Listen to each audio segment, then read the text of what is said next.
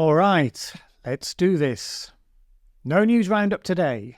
Instead, I want to talk about this channel, about the topics that I cover here, and a review of the recent content on Climate the movie and climate change more generally. And the headline teaser is that it's time for a change. So a couple of years ago, when I used to watch the occasional video by David Pakman, largely as a counterweight to Ben Shapiro, if I recall correctly, he did a video where he made an announcement. He said, no longer going to do content that he described as, quote, explaining reality to idiots. Now, at the time, I thought, I kind of get the sentiment, but it's an incredibly disrespectful way to say that. Some years ago, I started doing content on this channel about climate change. And because I'm always interested in what are the best challenges to the things that I currently understand to be true, I decided to do a series of videos over time looking for the best arguments against human-caused climate change, as well as a few other environmental causes. So I did one on claims around species extinction, one on the arguments for and against meat eating, one about deoxygenation of the oceans, whether or not bees are going extinct, is CO2 saturated, which is still the best performing video on the channel, by the way, were Australian bushfires caused by climate change, CO2 benefits to plants and whether those benefits outweighed the disbenefits of climate change, whether or not the entire worldwide community of climate scientists fake the climate data. Should we be worried about tipping points, as some people argue that we should? Are sea levels really rising? What do we really learn if we look back in history, both human history specifically and also separately the longer history of the planet generally? Does the sun drive climate change? Are polar bears dying out? Are the climate models really always wrong, as some people would suggest?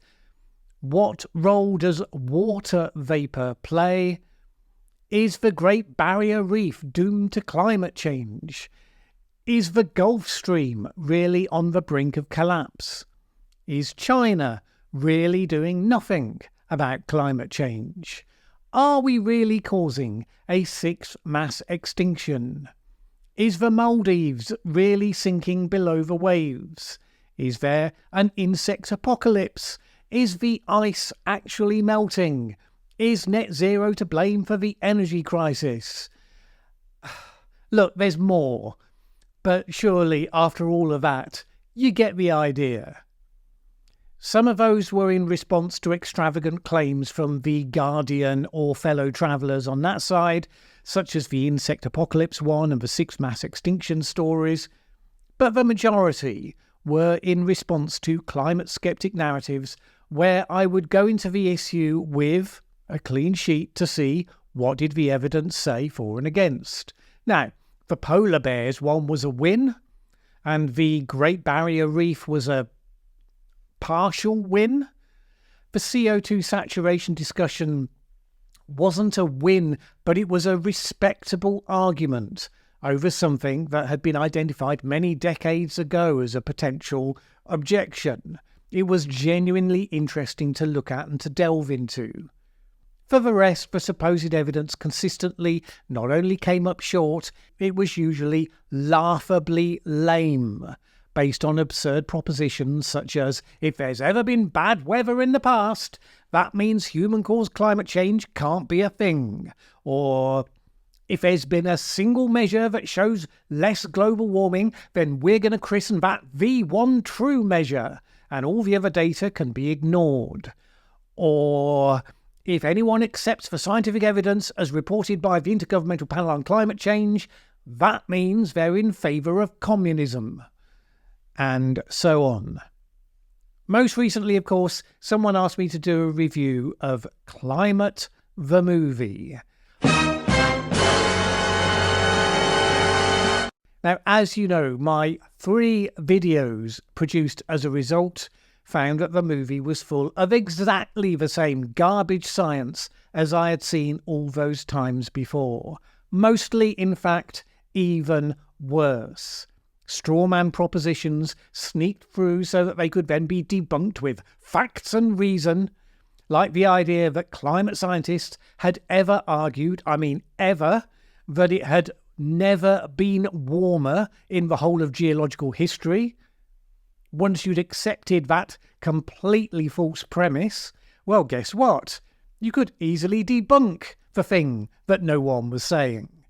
And when it wasn't strawman propositions, it was graphs from the most favourable locations, come in central England, your time is up, presented as a proxy for the whole world.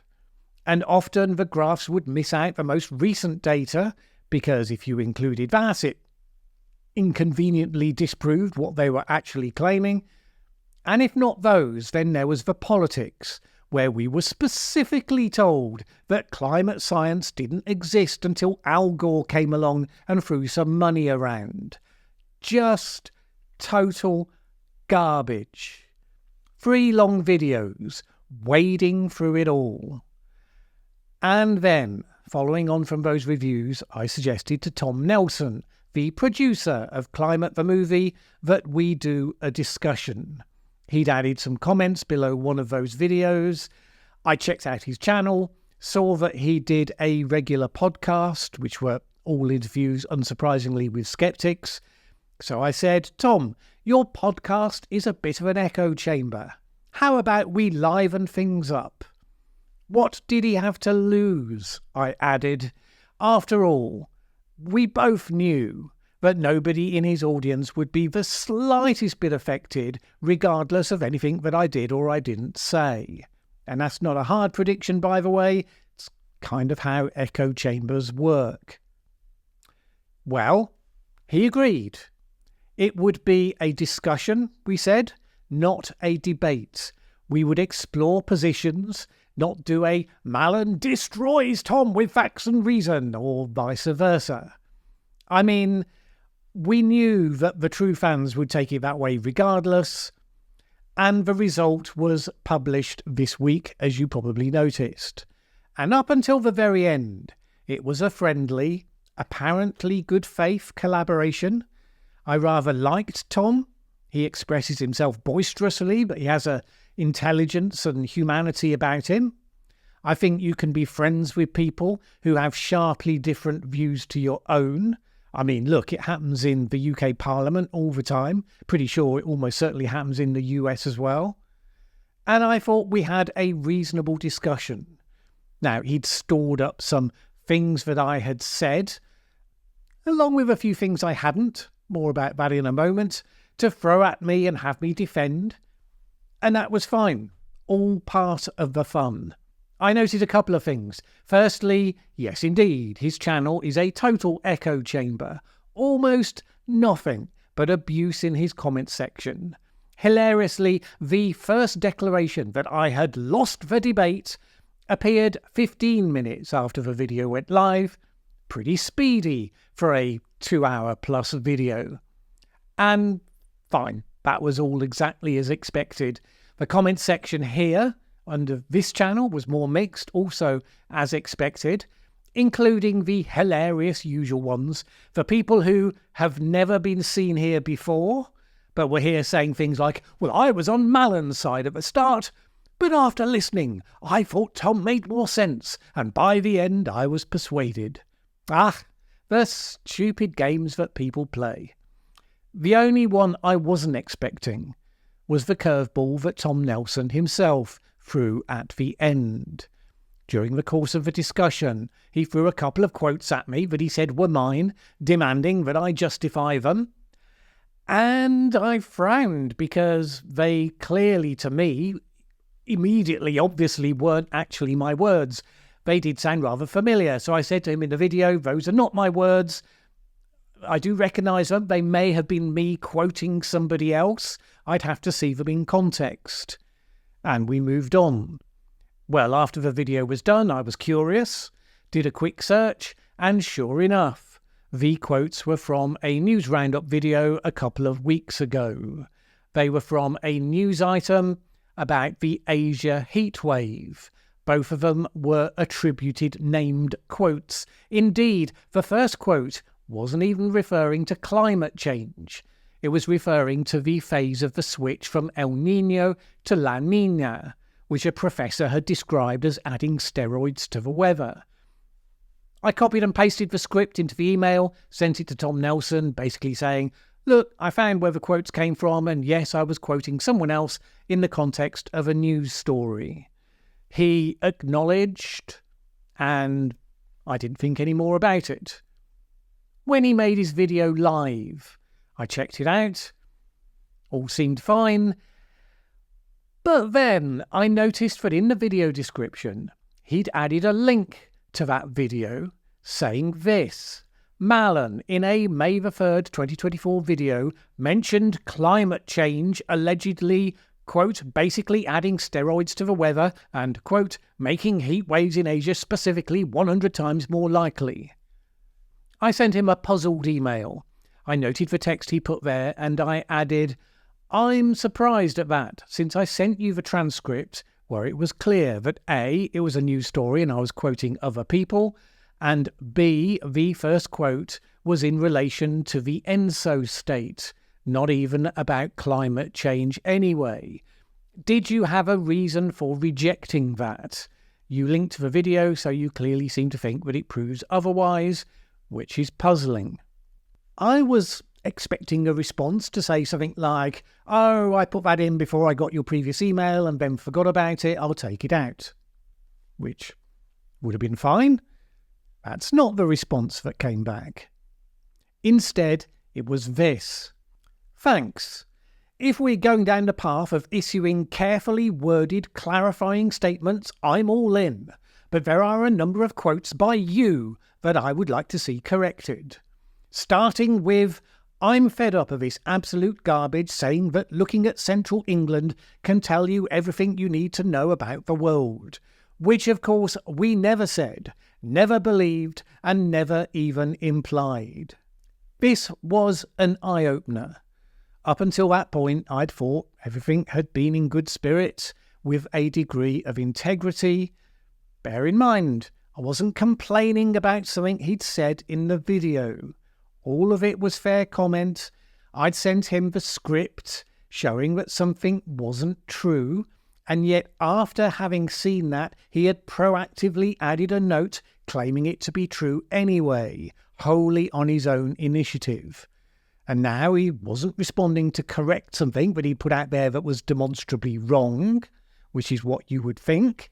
He was using it as an attack against something that I'd said he didn't like, that hadn't even been raised in the 2.5-hour discussion that we did have. And no, they're not comparable. One was a claim that I had said a specific thing as an opinion from me about climate change, when that was demonstrably false. The other was a reasonable interpretation of what you're doing if you say, let's look at the evidence for this global phenomenon, and then you put up a graph from one location. The longest instrumental record of temperature in the world comes from central England, and this is what it shows. Since the worst of the Little Ice Age from 1650, the temperature has risen, gently, by little more than 1 degree Celsius. The central England record of temperature is a world treasure. You know, it's the longest continuous record that we have, and it's certainly not a very alarming record. It began in the depths of the Little Ice Age, and so you can see the slight warming that followed the Little Ice Age. And there's certainly nothing very alarming that's happening today at the very end of the record. Most of the warming that we're observing today is the recovery from the Little Ice Age, whatever caused that. We obviously fundamentally disagree about doing that, whether that implies that that's all you need to know. Seems to me to be obvious, but at the very least it's fair comment, and not in the same league. So why the turnabout in tone from Tom? Did he decide that having done the video that he felt it hadn't gone the way that he'd wanted and he was now feeling sore about it? I mean, as I'd predicted, no one in his echo chamber cared in the slightest, so I don't really see why. Is it just so impossible for someone who's so heavily dug into these trenches to admit that they're wrong about any single thing, even when it's just them telling me what I said and getting it wrong? I mean, it's hardly conceding a major point of principle. I do, after all, think I'm allowed to own what I did or did not say. And it's not as though I was demanding a public apology, just that, maybe don't go out of your way to actually add something to your video description that you know not to be true. Who knows? However, this was just the start. It was compounded today when Tom Nelson, without notifying me, released an edited version, significantly shorter. It's a Tom's Best Bits version, to be plain, totally against the spirit of what we agreed. Here's a brief section from the start of the video. Or if they're not studying because they're thinking, what's the point? I don't have a future anyway. We both agree that is evil to scare kids like that, correct? Yes, I think there's a gray area. Yeah, and how about this whole idea of blocking traffic or gluing yourself to stuff or smashing glass on the Magna Carta or all this other stuff, throwing soup on paintings? Are you in favor of any of that, or what do you think? So there's two ways of looking at that. Another point of agreement. Hilarious. I mean, you couldn't make it up. What do you think, Mallen? Well, I think cut. The video also had added graphics to drive his points home, a visual aid only available to him, of course. I added a comment to his video, noting the divergence from the spirit of our agreement, as well as some of the remarkable editing. It provoked this response from Tom, who certainly seems emotional about the whole thing. He said this: "Boo-hoo! You repeatedly lied about the movie as a paid member of the Green Blob. You're lying about not being on a side. You're lying about approaching the climate debate without preconception, etc. I destroyed you with facts and reason because catastrophic anthropogenic global warming is the most massive scientific fraud in human history. All you've got is BS models that don't match reality." Calm down, Tom. Breathe. Now, I could care less. I was clear from the start there was no version of any discussion between us that the people on his side were going to much notice what was said, except for what they expected and what they wanted to see. I mean, I'm sorry for him. I think his feelings about the interview have led him to make a choice that he may be seriously embarrassed about in the future.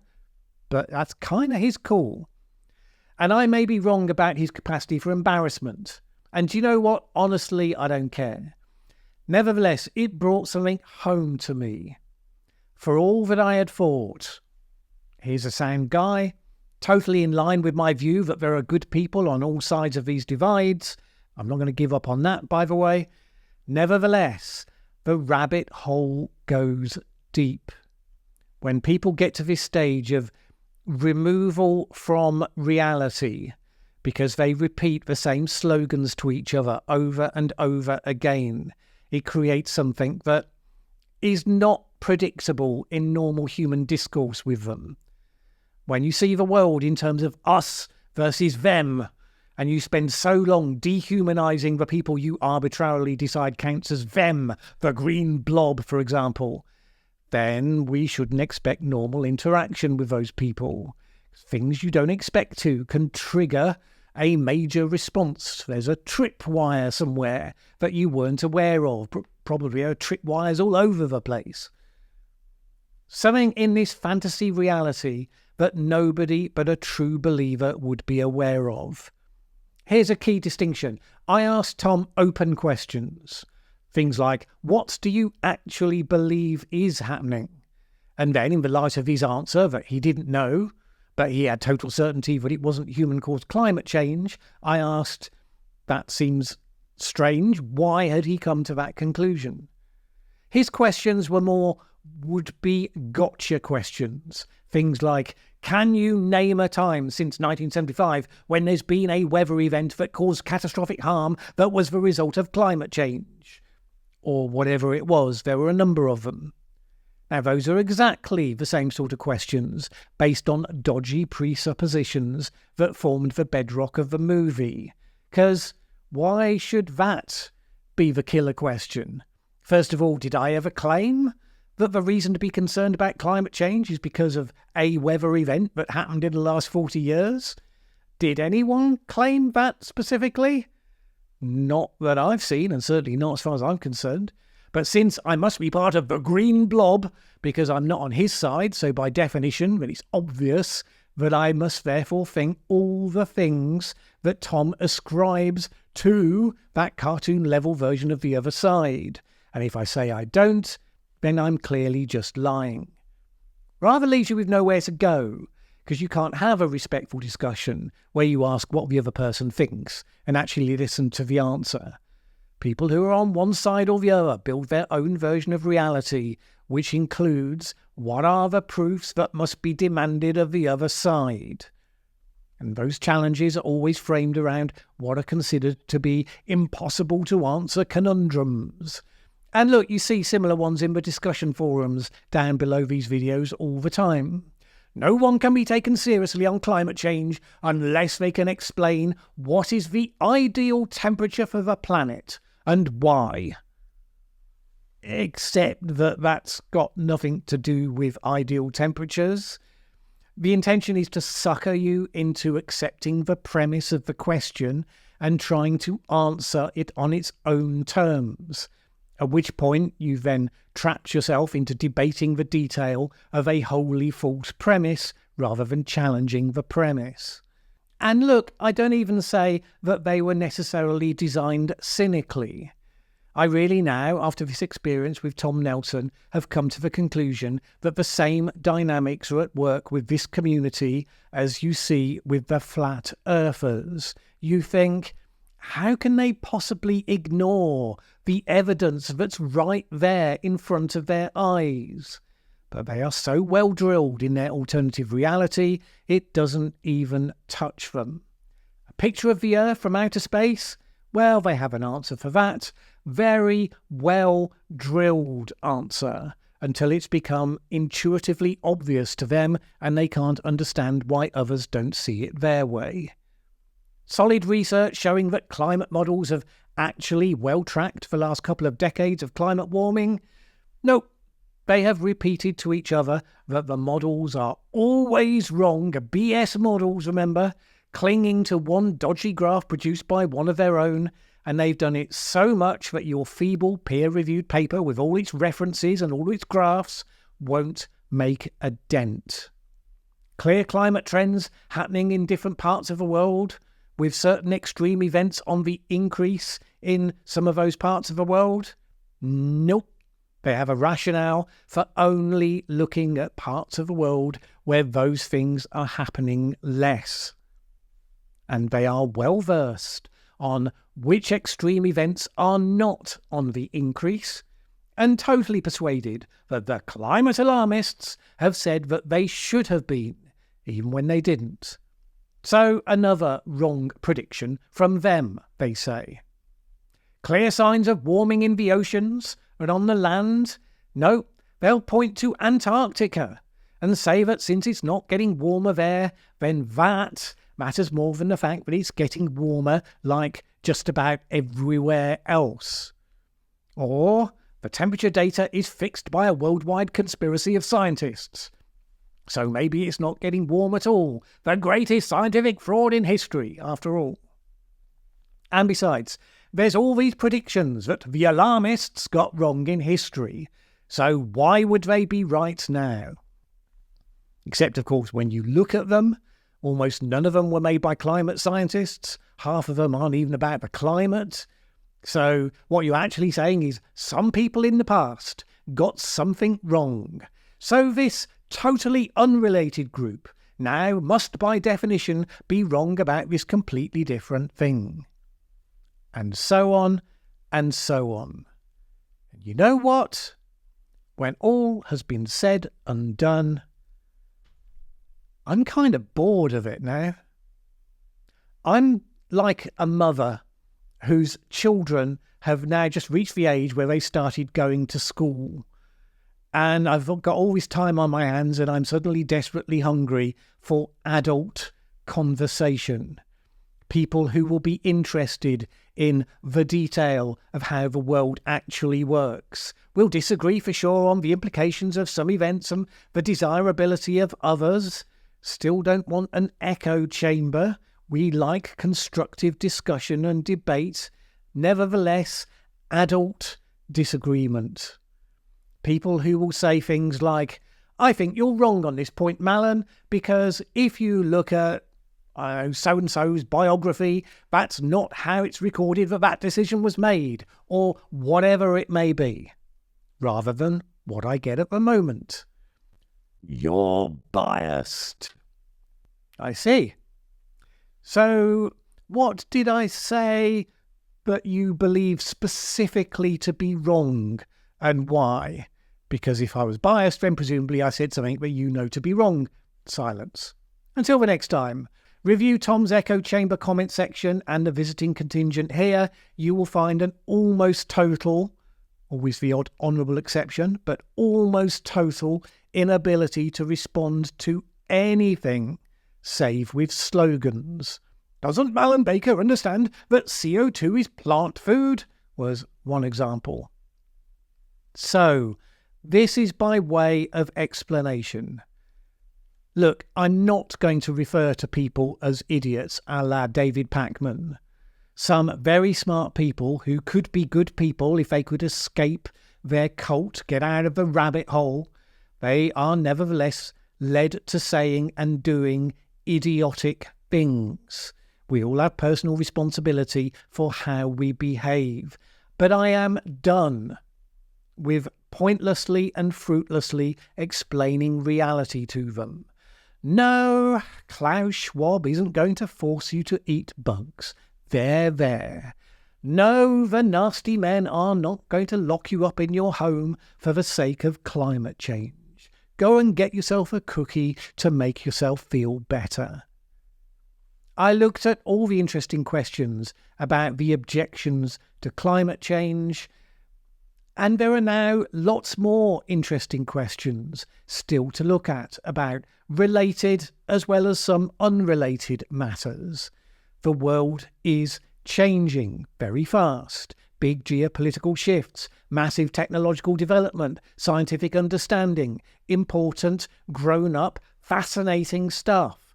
Occasionally fun, trivial stuff as well, because, life. But from now on, I am not going to be responding to the latest piece of truly garbage nonsense put out by random conspiracy theorists. I am not going to be constantly shadowboxing every discussion on climate change with those lurking in the forums who refuse to accept that the majority of the world has moved on from first principles discussion with people who think that it's all a big fraud. The world stage is filled with actors who are dealing with complex realities, some with integrity, some not, but always more interesting than the clown cartoon version of heroes and villains painted by this group. So, for example, did Bill Gates just announce that he's investing in something interesting? Well, cool. Maybe good, maybe bad. Probably worth critical examination. So, let's talk about it. But let's talk about it without reference to the people who think that he's a lizard overlord who try to put a microchip into everyone via a vaccine. Did something happen in the complex world of climate science that the scientists there were surprised about? Well, that could be fascinating. Let's have a look at it, because the things that surprise us are the things that advance our understanding.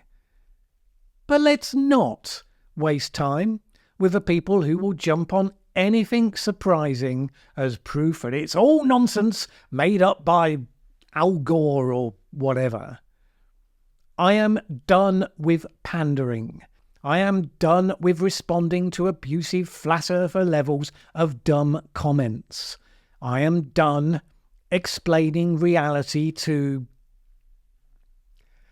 people who choose to behave like idiots. As a by the by, I think I'm also done with doing the end of the week news roundup. And no, not just because apparently if I quote anybody in a news story, Tom Nelson will be going around claiming that I said that thing and therefore believe it. I guess with the technology of deep fakes, we're probably not far away from when I'll be telling people I didn't say a thing and they'll be saying, but look, right here is a video of you saying the thing. Something for us to all look forward to, I suppose. But I would rather focus on content where I feel I have some point of analysis to add. It's not always the case, but there are 3 of those every week from the news of the moment. I will certainly still cover topical issues when there is that angle. I will still keep the unbroken streak of doing a video on Fridays, because some things have remained sacred, but not for now at least, the news roundup. If you are someone who likes the content I do, are interested in the detail of what's really going on in the world, then stick around. We can cover some interesting stuff together. If you want to metaphorically fling your poo at the wall every time climate change is discussed, and you hear a term or a phrase that triggers you, well, it's up to you, but I would suggest you might have more luck elsewhere. By all means, do your last gasp, furious poo-flinging below, where you can put words in my mouth, accuse me of being part of a conspiracy, and make inventive claims about why I've decided to make this change, and above all, go on about how biased I am. I sincerely wish you well in finding your way out of the rather deep rabbit hole you've burrowed into, but it is your job to find the way out, I'm afraid. A bit of personal responsibility. Everyone else, good to have you on board. Some good stuff to come, I hope. Have a great week. See you next time.